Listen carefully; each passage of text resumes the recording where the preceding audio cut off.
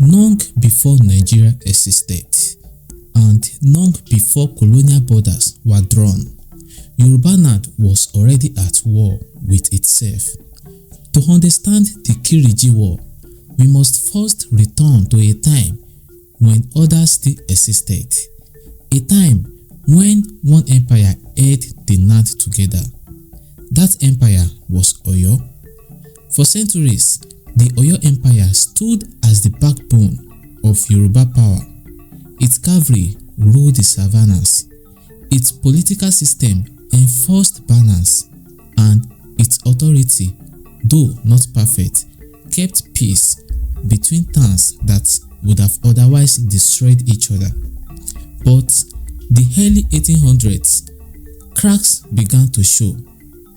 Power struggles weakened the throne, provincial rulers became defiant, and the army lost discipline. And then, from the north came a new and unstoppable force, the Fulani Jihad advancing from Ilorin. One by one, Oyo's defenses collapsed, and then the old Oyo fell. Its capital was abandoned and its authority vanished. And when Oyo fell, Yoruba land did not fall together, it shattered. With Oyo gone, there was no central power. Towns were raided, villages were burnt, families fled into forests, slavery increased, and every community now fought for their survival alone. Fear ruled the roads, strength ruled politics, and the strongest city would have to decide the future. Out of this chaos, one settlement began to rise, not through tradition and not through kingship, but through war. Ibadan was not founded like other Yoruba cities. It had no ancient crown, no sacred origin story, and no ancestral throne. Ibadan was born as a war camp.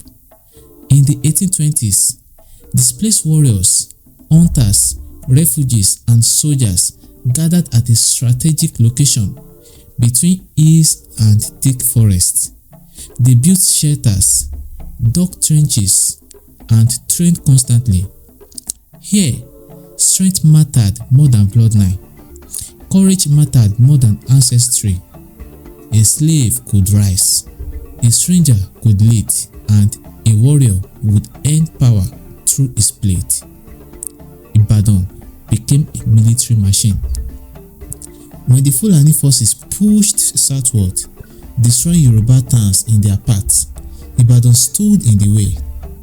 In 1840, at the Battle of Ogunjalumi, Ibadan warriors faced the Fulani cavalry near the Otin River. The Fulani advanced confidently on their horsebacks, but Ibadan had prepared. They cut the breach, and the cavalry was trapped. Horses and riders were driven into the river, and many of the Fulani jihadists drowned. That single battle alone changed everything. Ibadan then became known as the defender of the Yoruba land. Towns that survived because of Ibadan's protection pledged their loyalty to Ibadan.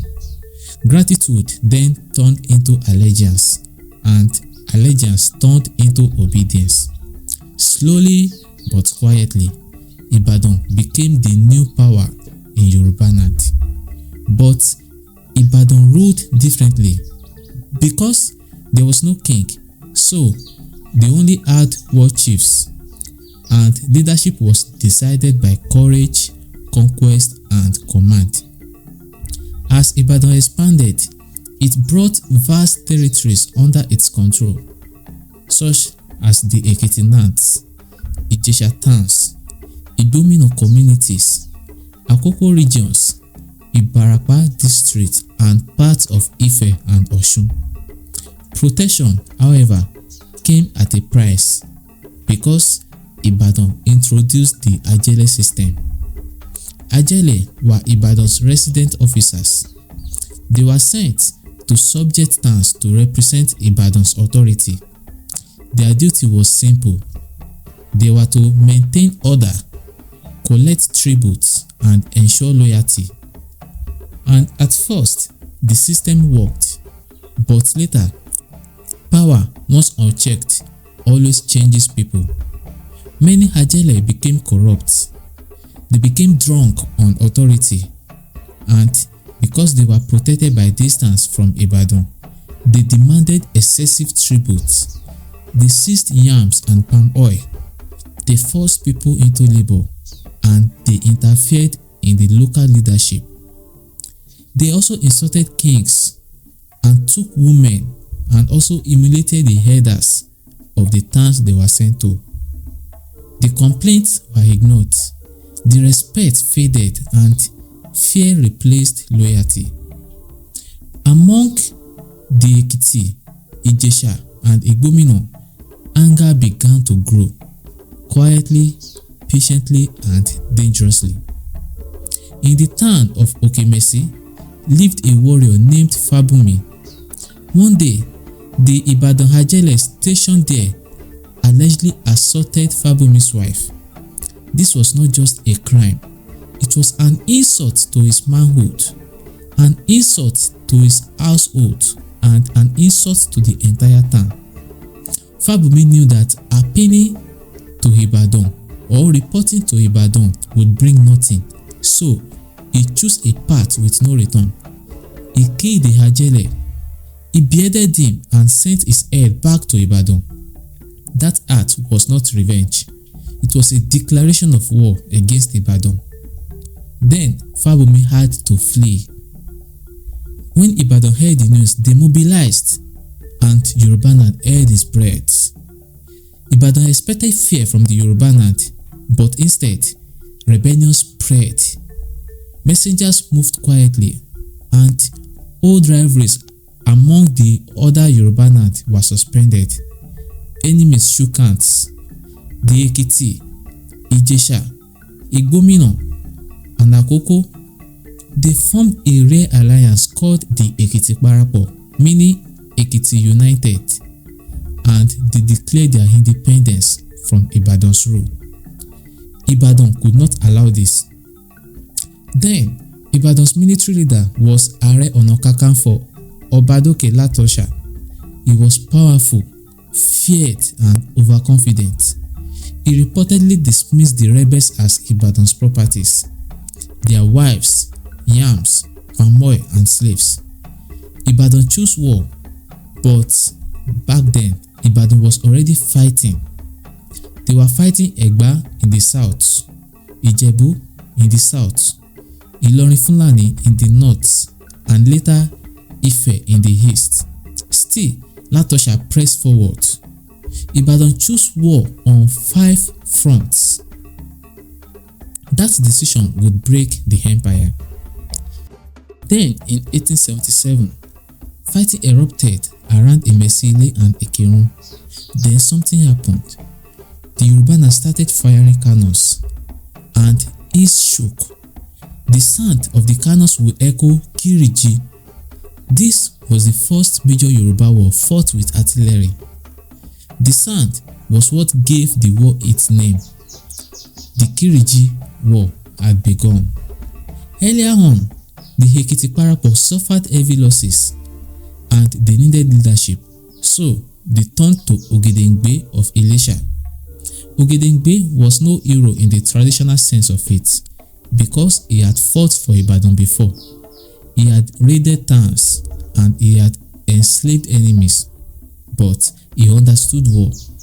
Under Ogedengbe, strategy changed. Hills were used, forests became sheets, ambush replaced open battles, and Ibadan's numbers mattered less at this point. The war slowed into a deadly stalemate. From 1877 to 1893, the Yoruba land bled. Farmlands were abandoned, trades collapsed, and families scattered. At Omi Fejeboju, water turned red as wounded warriors washed blood from their faces. Then, caves became shelters. Blacksmiths worked endlessly, and children grew up knowing nothing but war. But even then, no side could win the war, and no side could retreat. Peace was even impossible while Latosha lived. So in 1885, he died, isolated and broken. With him gone, in 1886, leaders gathered under British supervision and a treaty was signed. Boundaries marked with peregrine trees and terms were sealed and buried. But still, the fighting continued until 1893, making it good 16 years of war. The outcome was that Ibadan lost its empire and Ekiti and Ijesha gained autonomy, but Yoruba land was exhausted, and into that exhaustion walked in the British. The Kiriji War ended Yoruba civil wars, but it opened the door to colonization. Today, the land is quiet, but the lesson remains that when power forgets justice, rebellion follows, and when brothers fight for too long, outsiders will take control. That is the Kiriji War, and that is why it still matters today.